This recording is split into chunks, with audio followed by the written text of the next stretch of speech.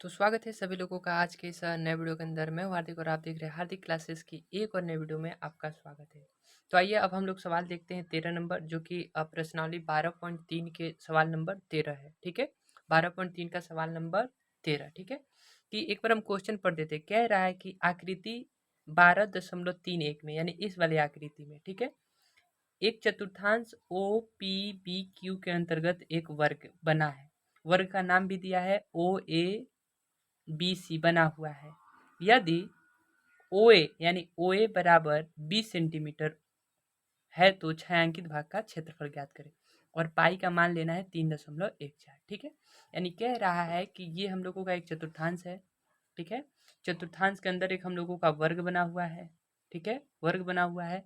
इसको छोड़ के, यानी कहने का मतलब है इसका क्षेत्रफल निकालना है इस छायांकित भाग का। ये दोनों हिस्सा क्या किया गया है, रंगा गया है।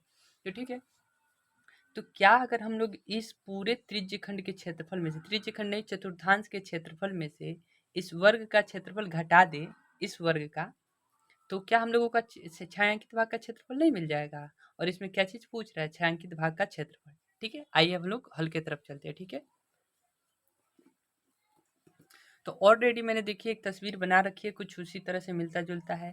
इसका ये 20 सेंटीमीटर है, पाई का मान 3.14 लेना है। ठीक है, तो दिया है वर्ग की भुजा बराबर ए बराबर 20 सेंटीमीटर, ए बराबर 20 सेंटीमीटर। याद रखना ध्यान से, इसमें थोड़ी सी चीज़ें हमको ध्यान से रखना है। इसमें वृत्त की त्रिज्या क्या हो जाएगी, यानी वृत्त की त्रिज्या कहने का मतलब है चतुर्थांश क्या हो जाएगा। तो यहाँ से यहाँ तक चतुर्थांश का त्रिज्या नहीं हो जाएगा, तो यहाँ से यहाँ तक की दूरी इस वर्ग की क्या कहलाएगी, तो ये वर्ग की विकर्ण कहलाएगी, वर्ग की विकर्ण। तो वर्ग की भुजा दिया है तो वर्ग का हम लोग विकर्ण निकालेंगे और विकर्ण ही इसकी क्या हो जाएगी, इस चतुर्थांश की त्रिज्या हो जाएगी। तो देखना अब हल में देखो क्या है कि वर्ग की भुजा ए बराबर कितना दिया है, 20 सेंटीमीटर। वृत्त की त्रिज्या, वृत्त भी लिख सकते हैं चाहे लिख सकते हैं चतुर्थांश की त्रिज्या आर बराबर, तो वर्ग का विकर्ण, और वर्ग का विकर्ण का सूत्र होता है भुजा गुने रूट 2 या चाहे रूट 2 गुने भुजा। तो इस तरह हम लोगों को 20 में रूट 2 से गुना होगा तो ये हो जाएगा 20 रूट 2 सेंटीमीटर। तो ये हो गया हम लोगों का वृत्त का क्या हो गया, मतलब ये क्या है अरे इसको क्या बोलते हैं, चतुर्थांश की क्या हो गई, त्रिज्या हो गई। तो वृत्त की त्रिज्या कहिए चाहे चतुर्थांश की त्रिज्या आर बराबर कितनी हो गई, 20 रूट 2 सेंटीमीटर। अब हम लोगों को आगे चलना जा, ठीक है, आगे अब थोड़ा सा चलते हैं यहाँ पे सीधे, कि अब छायांकित भाग का क्षेत्रफल का सूत्र क्या हो जाएगा।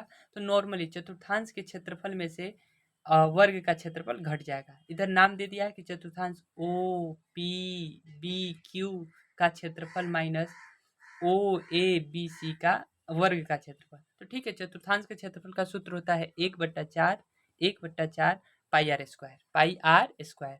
और वर्ग का क्षेत्रफल का सूत्र होता है भुजा स्क्वायर, यानी भुजा उसका ए है और ए का स्क्वायर क्या हो जाएगा, ए स्क्वायर। फिर इसको हम लोग थोड़ा सा हल किए, इधर देखना थोड़ा सा मिस हो गया है, क्योंकि यहाँ 20 रूट 2 की जगह पर 20 रूट 3 लिखा गया था, जिसकी वजह से क्या हो गया, थोड़ा सा मिस हो गया है। तो इसके लिए मैंने इधर बना दिया है। ठीक है, तो देखना हम लोग जब इस सूत्र के मुताबिक इसको रखेंगे तो याद रखना, बस यहाँ थोड़ी सी बताने की जरूरत है। जब इसका स्क्वायर करेंगे तो 20 का स्क्वायर कितना हो जाएगा, 400। 20 का स्क्वायर कितना हो जाएगा, 400। लेकिन रूट 2 का स्क्वायर होता है तो हम लोग जानते हैं 2 को रूट 2 का स्क्वायर मतलब रूट 2 का स्क्वायर होता है, तो बस उसका क्या हो जाता है, रूट गायब हो जाता है। तो इसका रूट गायब हो गया है तो रूट 2 की जगह पर क्या आ गया है, 2। और इधर वर्ग का क्षेत्रफल तो होता है ए स्क्वायर, तो इधर 20 का स्क्वायर कितना हो जाएगा, 400। ये हल करने के बाद हम लोगों को मिला है कितना, 628। कितना मिला है, 628। और इधर हम लोगों का है 400। 628 में से 400 गया, 228 बच गया। अतः छायांकित भाग का क्षेत्रफल बराबर 228 सेंटीमीटर स्क्वायर आंसर।